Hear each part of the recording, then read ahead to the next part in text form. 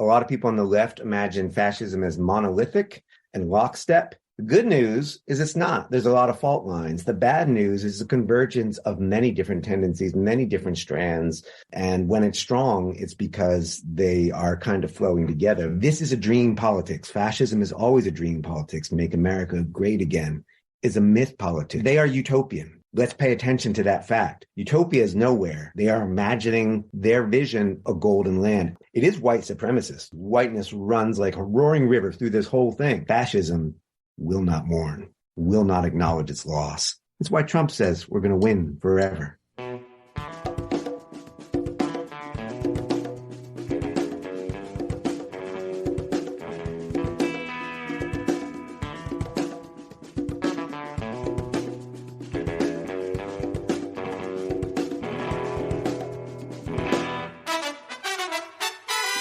Welcome to episode 150 of the Refuse Fascism podcast, a podcast brought to you by volunteers with Refuse Fascism.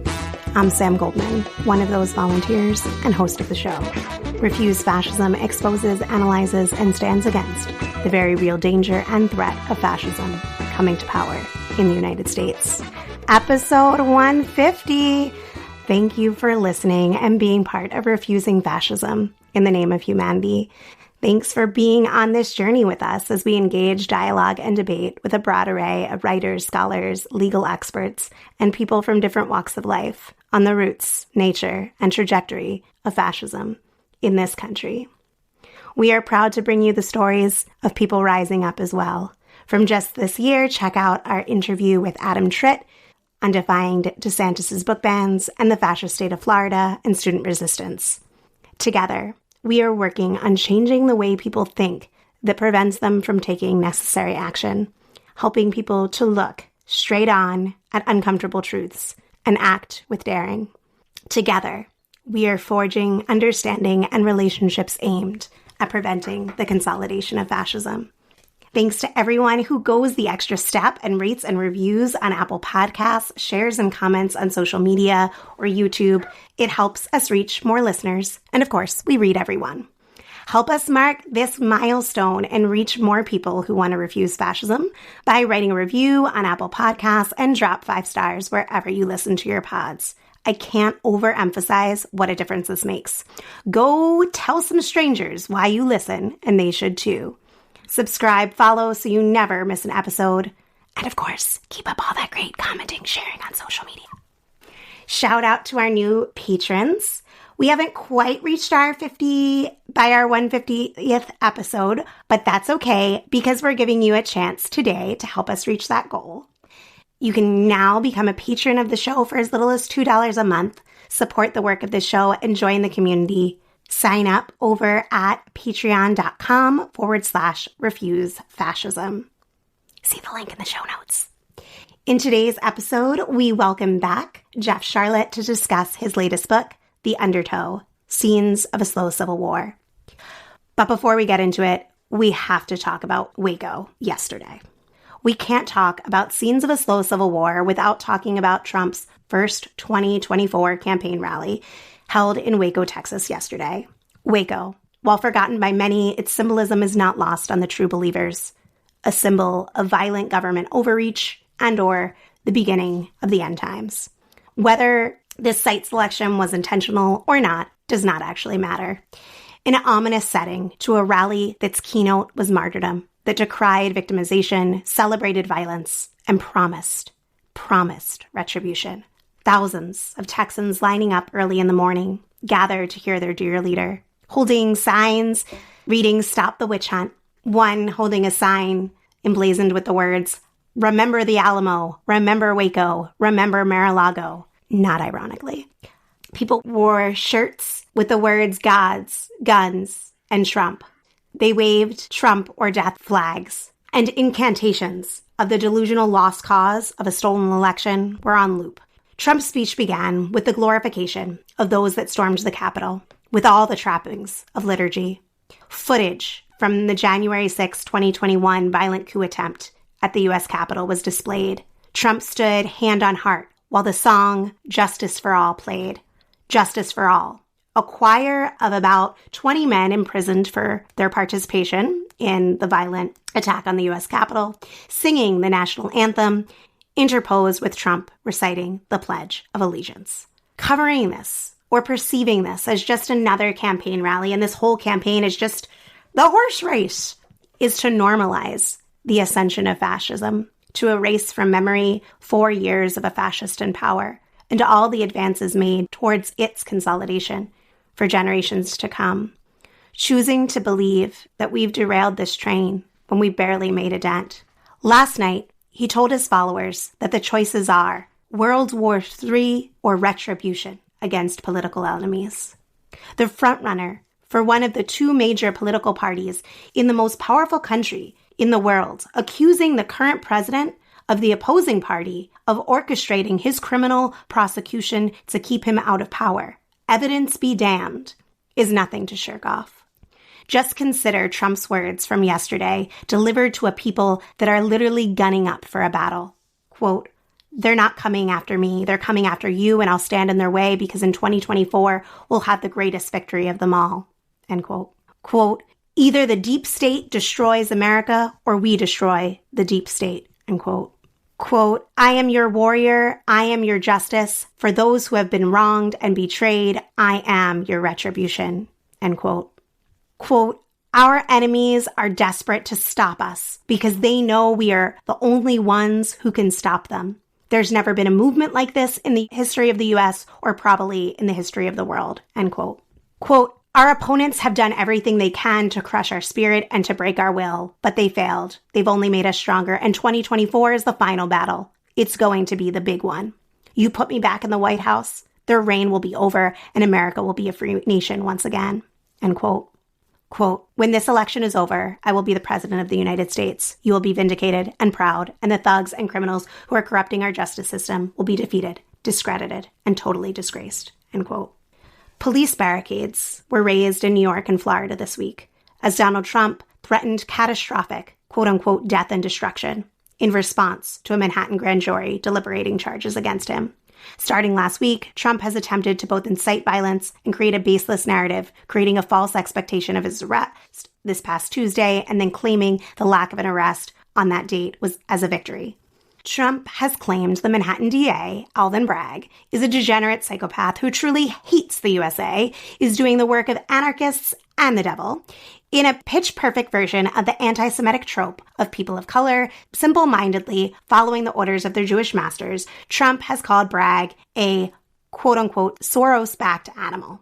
In the midst of this, Bragg's office has received at least one envelope containing a white powder-laced death threat, as well as protest by Trump's thugs. The grand jury is set to reconvene this Monday, March 27th. Things are continuing to heat up, and right now it's headed someplace super dark. The normal way things have been is rapidly being ripped apart, and it's becoming clearer and clearer there won't be a pendulum swing or some magic gorilla glue that recoheres things back to the status quo. But I am not without hope. More and more people are questioning and being forced to question the way things have been, and whether they have to stay that way. This is where the light lives, and where I believe that seeds for a better future germinate. With that, here is my interview with Jeff Sharlet. Armed standoffs outside libraries, QAnon killers, women dying for lack of abortion, queer kids terrorized. These are, to today's guests, some of the examples of the violence we're already seeing today, casualties of a slow civil war. Today, we're talking about the millions marshaled, the fanatical thugs that you might call them, people unleashed, gunned up, and immune to reality. I am so honored to welcome back to the show Jeff Sharlet to discuss his brilliant new book that just came out this week, The Undertow, Scenes of a Slow Civil War. Jeff has been in the trenches covering Christian fascism back when it was called the religious right for the better half of 2 decades. Jeff is a journalist and essayist, New York Times bestselling author, or editor of 8 books, including The Family, The Secret Fundamentalism at the Heart of American Power. You've probably watched it on Netflix. And This Brilliant Darkness. You've seen his writing. You've looked at his photographs, all sorts of places, including Vanity Fair, for which he is a contributing editor. He's also a professor of writing at Dartmouth College. Jeff, to me, stands out in his ability to take seriously, without a whiff of romanticism, the people he studies. He writes beautifully, artfully, taking us to where many dare not to go, where, to be honest, I don't want to go. Asking questions that too many are afraid to ask. From hipster churches to incel gatherings to backwood tent revivals and the home of insurrectionists, we get a 360 view of the slow Civil War.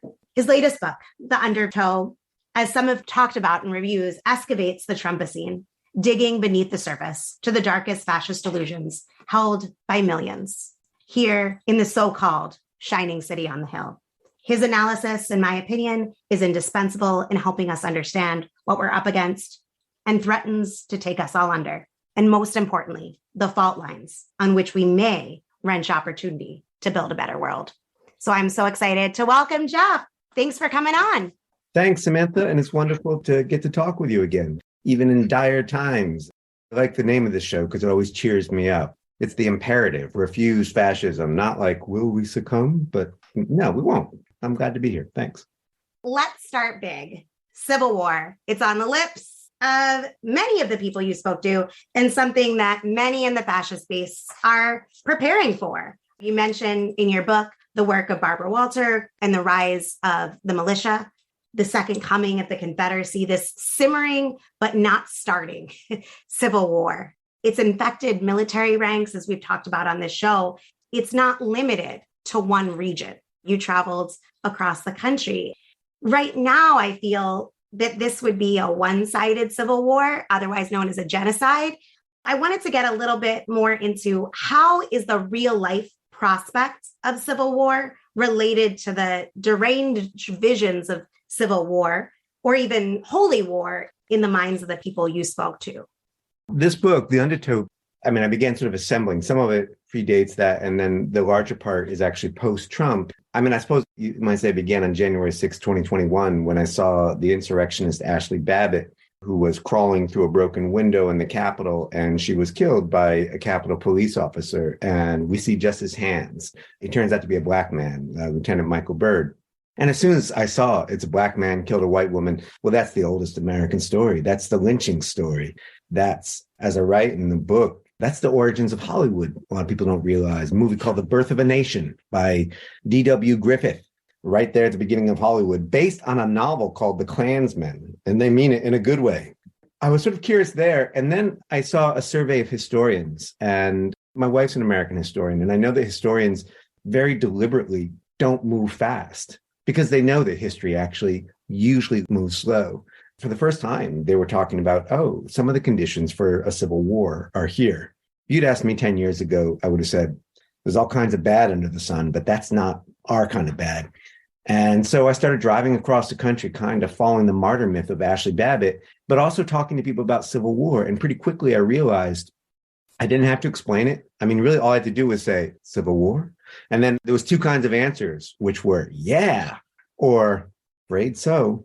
Everyone saw it was coming or believed it was coming. But what is the shape of it? And I think that's really important. I went to militia churches and militias and just people with guns. I'm not afraid of guns. I'm afraid of guns, as we all should be, but I'm a gun owner. I live in Vermont, and they are not intrinsically terrifying to me, but there's more guns than I've seen in the United States in 20 years reporting on the right. I think a lot of liberals dismiss the prospect of gun civil war, although less and less. Marjorie Taylor Greene 2 years ago was a marginal character. Now she is the center of the party. But I think people in the left does too. They love to sort of make fun of militia guys. A lot of fat shaming of militia guys. Oh, they're just big, heavy guys. First of all, I've been surrounded by Proud Boys in armor. Every one of them could beat the shit out of me. There's also a lot of jacked up steroidal guys out there. But the reality is they're not really the threat. And so when people say, well, wait till these guys see one F-16, the threat is not January 6 times 1,000. The threat is a spark. And whether the spark occurs at an armed standoff at a drag show or a governor like Ron DeSantis forces it in an attempt to raise his profile, you don't have to be a leftist to say this. There's a group of former generals who are saying the military is at risk of splitting. And if you get a situation where a military commander isn't sure whose president, whose orders do I take? That's suddenly where you see the Civil War. And I think some of the political scientists like Barbara Walter, who does some very important work, still is thinking in terms of low intensity conflict. One Air Force base is enough to make it a major war. One rogue commander. I think that's where we're simmering. But I want to say one thing is really important. Inevitability is the lie of fascism. None of this is inevitable. I say it's coming, but it's not too late to turn away. This is not doom scrolling. This is preparing, not preparing for war. That's their side. We're preparing to avoid a war. And I do think it can be done. I appreciate that perspective. One of the things that I've been thinking about is how decent folks can look at what might be the signs of a brewing civil war, or a civil war that's in the early stages or not, depending on the day and what we see. You see January 6th, you see the storming of the Capitol, you see the Proud Boys and other stormtroopers outside drag performances and hospitals that perform gender affirming care, mass shootings where, you have wolves, and I put it in air quotes because I read all their manifesto. Each lone wolf is copying the last manifesto, the last one, and building on it. And not like a copycat killer, but saying, I was called to arms. Right. Called to action. And I took action. And I know there's a community of people on the internet who are excited to see what I'm doing. I'm not alone. I am speaking for many, and they are. Also thinking about the death threats against anyone who Fox News chooses to target at any moment.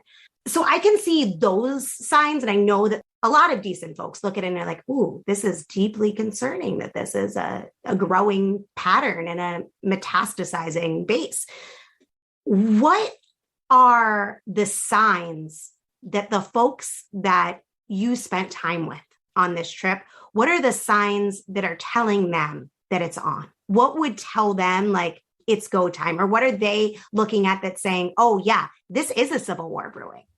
I think there's as many answers to that as the many, many people that I encountered. And that was what was fascinating to me and also frightening, because I think a lot of people on the left imagine fascism as monolithic and lockstep. The good news is it's not. There's a lot of fault lines. The bad news is the convergence of many different tendencies, many different strands. And when it's strong, it's because they are kind of flowing together. I started the main essay of the book, Undertow. I flew out to this rally for Ashley Babbitt in Sacramento, California. And right there we can start. This is Sacramento in California. This is not red state. It is actually right on the border of the proposed Free State of Jefferson, which is the right-wing secessionist movement of Northern California. Free State Proud Boys were there. They decided to not wear their colors. The interesting thing is they can't stop videoing each other and streaming it. And so if you really go digging, you can find them. They put video online talking about how they're not going to wear their colors so nobody will know it's them. And then they designed new T-shirts and a new gang name called the Saviors with an even scarier T-shirt. Proud Boys is black and yellow. The Saviors is a Statue of Liberty with a bleeding flag. And they were there not so much for the rally. That was fine. They called the rally, but really what they were waiting for and what they got was a brawl with Antifa. And Antifa came marching around, and they were there to brawl too. I'm not going to romanticize any violence. I'm not a strategist. It's not my job to say what to do. They had fought before, and they were looking forward to fighting again. And then there's about 500 cops just standing by and watching and occasionally grabbing an Antifa. I went from there to a church in Yuba City, California, and it was a militia church. Church has its own militia. Tuesday nights are militia new recruit night. And there, the Civil War is something that's already going on. Not only is it already going on, they believe it's already going on and they're winning. And it was a 3-hour sermon, and it started with good news. Hillary Clinton, the congregation didn't know, has already been executed. You've seen her since? No, it's illusions, trickery, green screens. Journalists are being rounded up. Trump is still president. Well, that's one answer of where the Civil War is.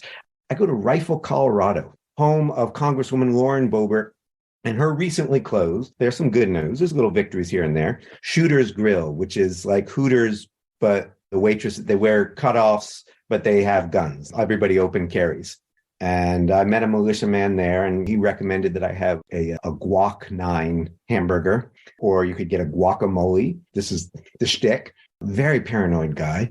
And he said, it's going down the hole. It's happening. We're going to march. And I said, so wait, when? He says, well, Joe Biden, they're stealing the children. All these horrible things. And they're still not out in the streets. That to me is very good news. And I do think they don't have an in the streets tradition. He says when they come for our guns. Well, the federal government is not coming for their guns. Another militia leader in Wisconsin says, when the feds knock on my door. And that they may do. In fact, I'm wondering why they haven't. He was at January 6th. He has looping on his TV the footage. He filmed and says, I've got lots of footage and they aren't asking me. He's got a table full of heavy firepower. I said, can I take a picture of it? And he says, oh, sure. The stuff you can see is all legal. What about the stuff we can't see? So there's all these different answers about where it is in the Civil War. Some think it's coming, some think it's happening, some think they've won. I think of it as a slow civil war. And I think about, as you said in the beginning, the casualties that are already happening. I'm a Jew with a queer trans kid who is being criminalized in so many states right now. Women and AFAB people are dying for lack of reproductive health care. The war is on. And I would just say the other thing is this being refused fascism. I know I have a very smart lefty audience. One of the arguments I hear from the left is, oh, big deal. It's always been like this. This I do not find persuasive. And I want to say, look, I've been out here reporting for 20 years. I'll tell you one thing, way more guns.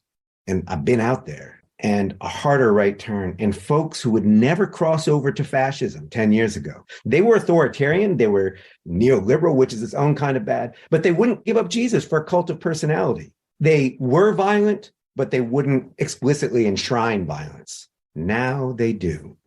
And yes, there's been spots of fascism always in American life. That's different than a full force government. People saying, oh, but they're already gunning down Black men in the streets. They are, but not on any kind of scale. And in the same way, you hear Antifa sometimes say, we've already gone toe-to-toe with the cops. We went toe-to-toe with them in Portland. Tell me about the time the whole Portland police force opened fire, because that's when that happens. So the left argument that we're already in the shit, this is as bad as it gets, naive. It's American exceptionalist. It's the language of someone who has never been in a war-torn country.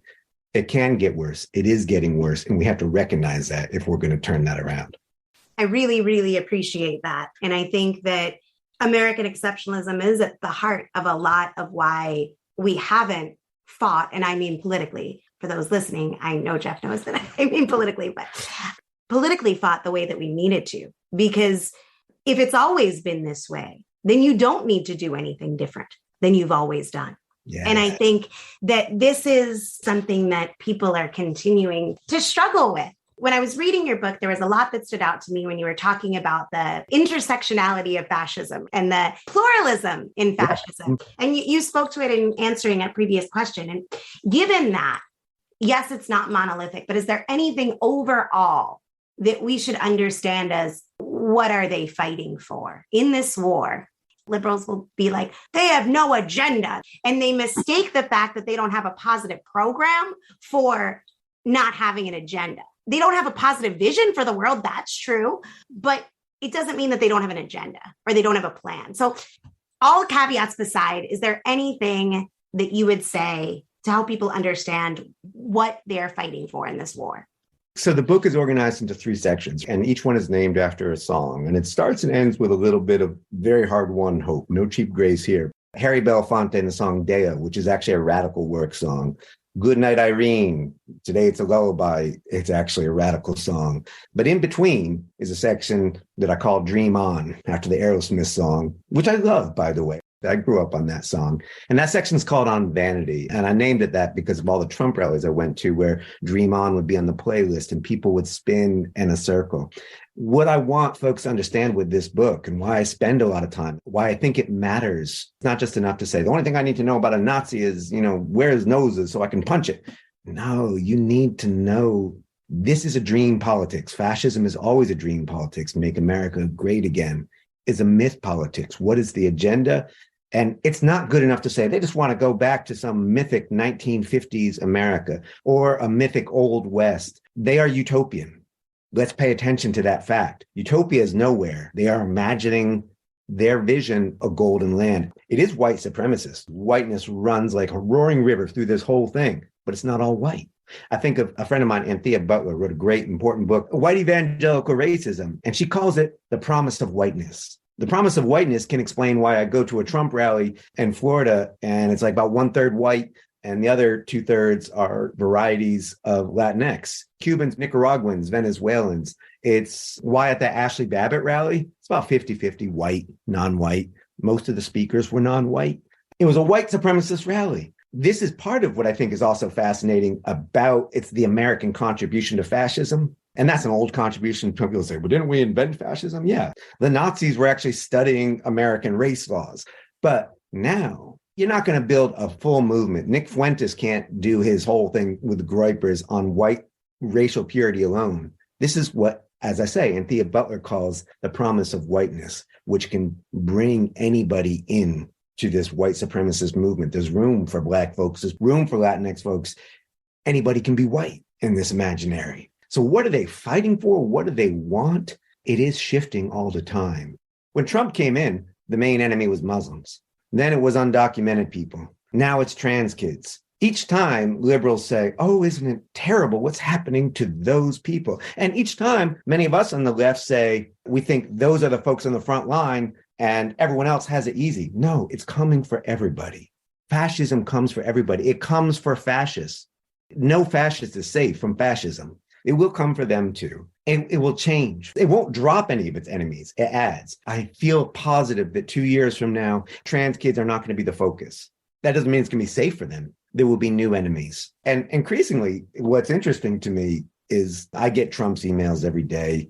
And maybe you do too. Professional hazard. Since I started writing about him in 2015, it's very Hotel California. You can check in, but you can never leave. You can't opt out.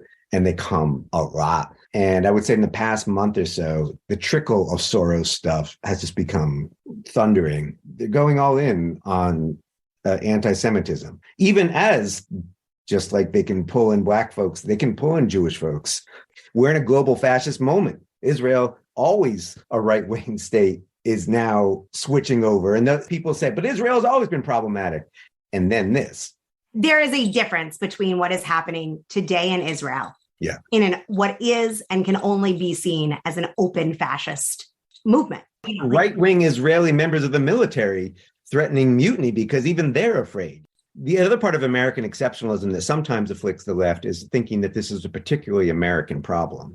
It is a particularly American problem, as it is a Russian problem, as it is a Chinese problem, as it is a Brazilian problem, as it is a Filipino problem, as it is a Ugandan problem. Uganda, story I've been following for a long time. We thought we beat them way back in 2009. They just passed a genocidal anti-LGBTQ bill, death penalty for being queer, but plenty of support within the United States. So it's a global fascist moment, and you've got to think about that. That also complicates, like, what do they want? Because, well, what they want in Turkey is not exactly the same thing as what they want in the United States, as in Brazil, as in Myanmar, as in Kenya, as in Russia. What they want is an end to liberalism. I'm a lefty. I'm not crazy about it myself.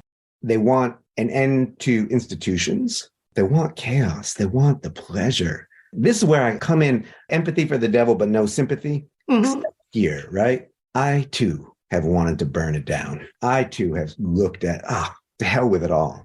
We might differ on this because I have become more sympathetic to institutions at this point. They're not enough. We need to imagine beyond them, but I'm not in that place. I'm an all hands on deck in refusing fascism. I don't like to overstate parallels, but you can look at Weimar. Yeah. Look at liberals and leftists fighting each other. Fools. Doing the work of the fascists. It's why I started the book. I mean, I don't want the book to be a doom scroll. It started with Harry Belafonte. And I think a lot of people are going to pick it up and say, what? Well, I didn't understand what was happening. But he's nice anyway. I was going to start with the men's rights movement, which is the worst movement I've ever written about. And I was like, too ugly. I can't do it. And it's also kind of one note. So they're not that important. They were just sort of chronologically. Yeah. They're the dumbest in the sense I've written about. I've gone to so many right-wing movements. And part of reason I do it, and the same way I'm interested in religion, is it's always more complicated than its caricature. Every right-wing movement has intellectuals. It has imagination. A lot of us on the left think imagination is necessarily a virtue. It depends on what you do with it. Except for the men's rights guys. They are actually dumber than their character, and their character is as dumb as it gets. And it's too bad, because they could have some issues. They can talk about custody. They can talk about suicide. They can talk about incarceration, but instead they sit around and they talk about their ex-wives and their ex-girlfriends and the girlfriends they never had.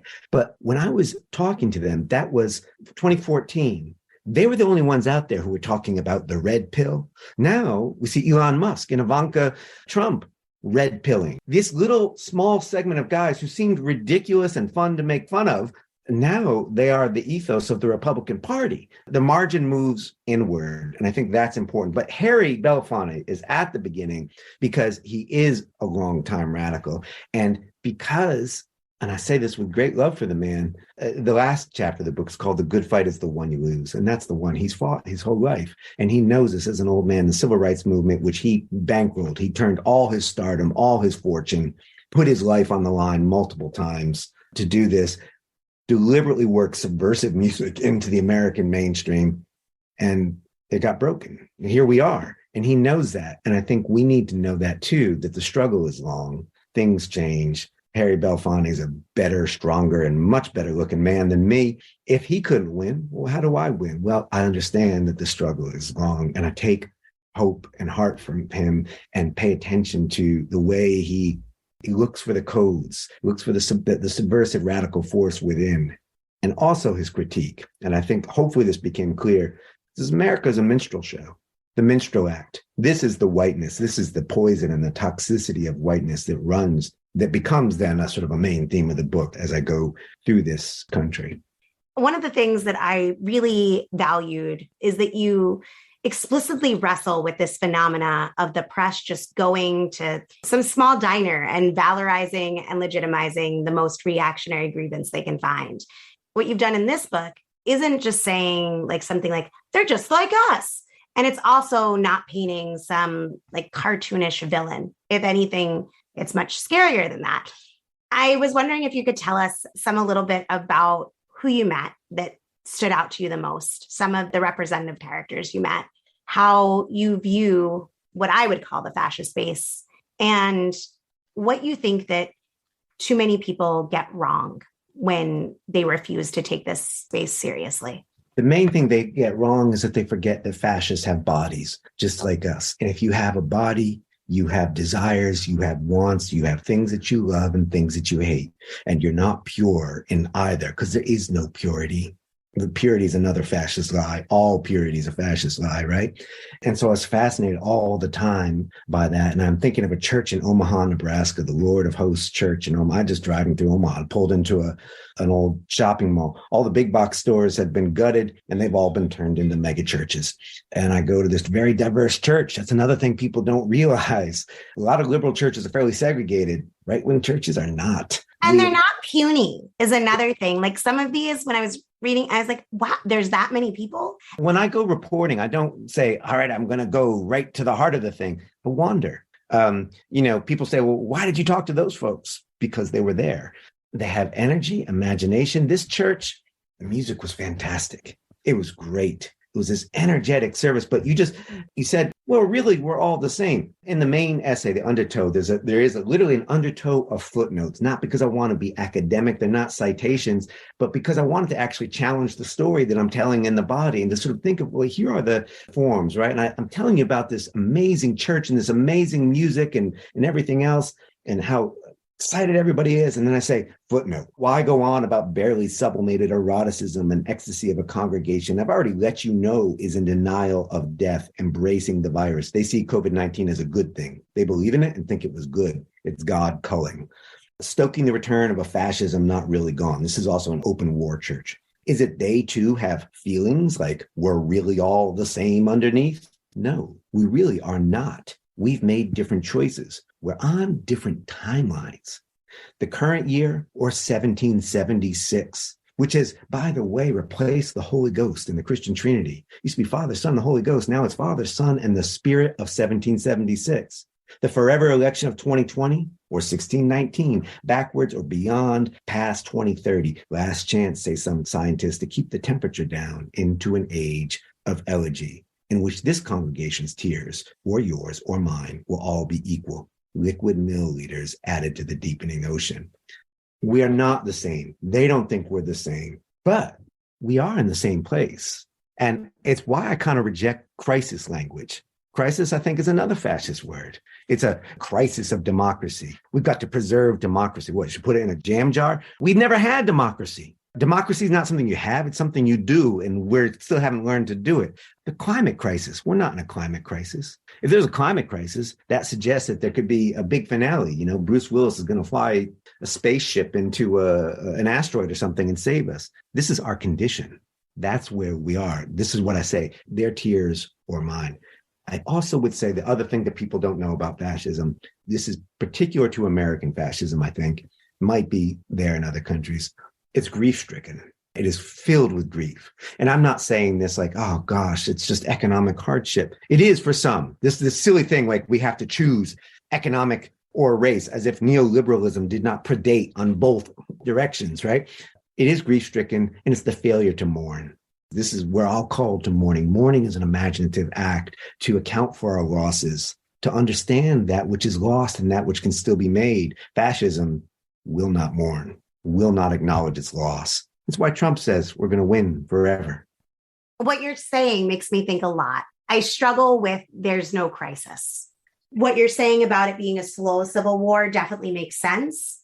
I do think that there's times where things do cleave, and the way that time works, like, I don't mean this in like some hokey metaphorical sense, but like you can go through a whole generation of change in a really short period of time. We've seen certain aspects of that in my lifetime, but not really. I think. Oh, I think really, absolutely. I mean, but there's moments of time where like the whole Trump fascist movement, there's been acceleration really, really quick and not that long of a time period. But I also think that that can go in a positive direction too. Progress can be made and it not be some slow, long march. Things can happen and people can do what previously seemed to be unimaginable.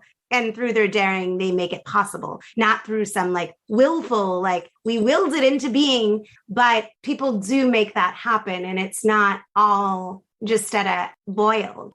Oh, I agree. So when I reject the word crisis, it's not, I reject the idea. The penultimate chapter of the book is called The Great Acceleration, which is what we're in. And I would like to talk more about that. And that's a term that sort of originates on the left and has migrated to the right. And I kind of feel like it was like slow pitch softball. Like we just teed them up for that. It's not to say that there aren't moments of very quick and rapid change. I think I do mean it in the hokey metaphorical sense. I'm all for that. I think we need to pay attention to the metaphors, right? Because that's what the Christian right churches, the Christian nationalist churches, concept called spiritual war sounds real scary. It's like jihad. Jihad's not scary. Spiritual war is not scary. It can mean a person trying to become a better person until the metaphor becomes concrete. That's when a church starts arming up, as these churches do, right? But crisis is a metaphor, I think, of the right. It's a narrative structure. I mean, it's storytelling, right? This is Aristotle. He has this model. We all know the story. Sympathetic character encounters conflict, achieves resolution. Doesn't have to be a happy ending, but that's it. And we are teed up for that story. That's an eschatological story. That is an apocalyptic story. That's Donald Trump sending out emails now saying it's the final battle. It wasn't the final battle for Harry Belafonte. Civil War sure wasn't the final battle. There is no final battle. There is the long struggle. Crisis suggests that this story is going to come to an end. It does suggest that it's a savior narrative too, right? Nah. When I say our condition is the world we live in. It's not a climate crisis, for instance, because there is no end. There will be a climate with or without us. Right. Climate's not having a crisis at all. Climate's just going along. Whatever you all want to do, that's up to you. How you're going to live with this. How are you going to show that daring that you speak of? And I think this is sort of what I'm trying to do in this. This is another sort of undercurrent of this book, is to study the metaphors of the right. There's so many people, mostly on the right, but also on the left, who think the Civil War is going to be like Red Dawn. It's going to be like Patrick Swayze running around in the woods. I'm of the 80s, right? Red Dawn is a group of high school kids who take to the woods to fight a Soviet invasion. I guess they did a remake and made it a Chinese invasion, but then they wanted to sell the movie in China. So they made it, suddenly North Korea has a big enough land army to invade the United States, whatever. High schoolers go and fight in the woods. It's very romantic. There's all kinds of romances. There's the romance absolutely, yeah. of They're Just Like Us. And then there's the romance of We Can Resist. There's the romance of the John Brown Gun Club, which I don't fully condemn, though, because if you have a drag show and there's someone showing up with guns. There's a difference between a right to defend yourself and this is our strategy of going to war now. People have a right to defend themselves. LGBTQ folks who their lives are threatened just for existing. If folks self-organize and defend themselves at events, I get that. People should have their back. My understanding of that particular club and others like it is that they're not easily provoked and they are not going out to go to town. If you like to stand in public with your AR-15, you lost me. I'm not going to say against you, because if there's another guy standing across the street, but I'm saying this is not a winning strategy. It's not a winning strategy, right? That is where I'm saying we're not going to war right now here. This is not how you're going to win. People forget that the real Civil War was a slow Civil War for a long time before it became a hot one. John Brown did a lot of stuff before Harper's Ferry. Oh, yeah, totally. And he wasn't the only one. There was a lot of stuff going on, right? I think that's a really good point. I think there's a group toward the end of the book, and I love them. They're sort of the heroes. Oh, the Wisconsin kids, right? Wisconsin kids, yeah. And they all have guns. This is in Black River Falls, Wisconsin, a little small town in Wisconsin. And I was in Wisconsin after Roe fell, and Wisconsin became, this stupid red state, blue state, but it is a blue state, a blue governor and so on. And it reverted to 1849 law, abortion illegal, no exceptions, and a completely gerrymandered legislature, no chance of changing it, even though it's a fairly blue state. So I just decided to drive around. I had a friend who was in the process of IVF, literally in the examination room when the decision came down and the nurse comes in crying and says, we're not legally allowed to do this anymore. The downfall of Roe was stopping them from having a baby. I drove around talking to people, and that meant talking to a lot of fascists, but I flew into Black River Falls, Wisconsin, a little town, sort of central eastern Wisconsin. And on the bridge over the Black River are these young women and queer folks, and they're standing there. And my favorite, maybe this will show up, and the book has pictures too. And I love this kid, and she's a cheerleader. These are not hipster radical kids. These are not Antifa. They're student body presidents. They're cheerleaders. They are very nice children in a small town. After the protest, we went to Perkins for waffles and pancakes, which is what you do in a small town. That's where I grew up. It was 2022, but it could have been 1980, could have been any time. But anyway, here's the sign that Peyton made. I don't know if you can see it. Fuck off. And this is what Peyton was sort of saying was, a cheerleader for the Black River Falls Tigers named Peyton arrived with her fuck off sign. It means if you don't believe in women's rights, you can just literally go fuck off. You ain't getting no pussy. You ain't getting nothing. It meant, she said, rage. These kids had such heart. And there was a local preacher who brought his whole family out. His poor little kids, they'd been promised soft serve ice cream if they held up giant signs of bloody fetuses. And they kept saying, can we get ice cream now? No, because dad is busy towering over these young women, screaming at them that they're whores and going to hell. We go to Perkins. I raise the question of Civil War. I think in this small town, these kids aren't going to know anything about this and so on. Bring it on, they say. One of them is a young woman joining the Navy to get skills. Rural Wisconsin, they all have guns. They all know how to shoot, except one. She's the archer. She's their Katniss, they say, Hunger Games. She's their leader. And they had huge heart. And they're like, we're ready to fight. They're not waiting for us to save them. The guns are misplaced. It's not going to be Red Dawn. Their guns aren't going to do any good. But the courage and the understanding that this is where the struggle is, that to me, that's what I mean by hard-won hope. The hope is not like it's going to work out. The hope is that I can struggle and I might be able to do this. That story stood out to me, the pro-abortion protest in Wisconsin, because on one level, simply that this small group of teenagers were talking seriously about fundamental change and not about things going back to normal, but a different kind of future. And no, they totally understood. That's, again, why I reject crisis. And part of the way I'm traveling through this and writing, and I think about this all the time. At a young age, at 44, lucky me, genetic lottery, I get 2 heart attacks, right? And the funny thing is, when you've had a heart attack, it did become lucky because it's like such a nice icebreaker with so many fascists who also have heart conditions. And then we're like sitting there talking about, you running and you vegetarian? What do you do? Oh, that's a great recipe. And now tell me about your fascist plans. After you've had a heart attack, people say, oh, you're healthy. You're going to get all better. Your heart's going to be stronger than ever. And the truth is, no, it never will. That's lost. The scar tissue doesn't grow back. The Supreme Court's broken. And it was pretty horrible to begin with, but now it's really broken. These kids aren't saying, hey, can we just get back to the Rehnquist court? It's why I love Wisconsin. Their motto, they have a socialist motto, forward. That is the only actual factual timeline we can engage in, is forward. And I think these kids understand the losses, but they understand the losses open your eyes to other possibilities. You should write something about this, about the sort of the difference between the right to defend yourself and strategy. Yeah, I don't know if you hear this. I hear this all the time. People saying, well, I'm buying a gun, or I have a gun. They can come from me.